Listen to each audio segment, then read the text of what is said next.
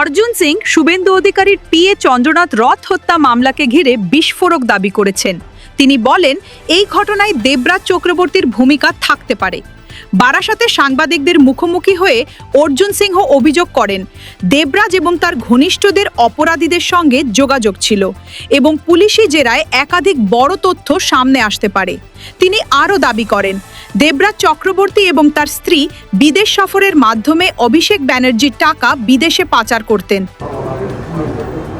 Abhishek Banerjee frontman, টাকা তোলা থেকে নিয়ে আমার তো মনে হচ্ছে ওই চন্দ্র কেসে দেবরাজের ইনভলভমেন্ট হতে পারে। ওর একটু ক্রিমিনাল যোগাযোগ করা খুব শখ আছে। মমতা, অভিষেক ব্যানার্জি লোক, ও সুমিত, এরা সব ক্রিমিনাল যোগাযোগ খুব রেখেছে। আমার মনে হচ্ছে এই সব ধরনের লোকগুলোকে ওয়াশ আউট করা দরকার, একদম তুলে জেলে ঢোকানো দরকার। কেন এ পাবে, তথ্য পাবে।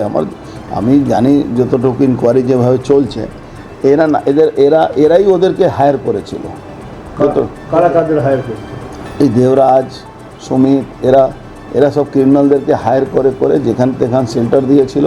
চন্দ্রকে চন্দ্র থেকে আরও মার্ডার করাবার এদের প্ল্যান ছিল।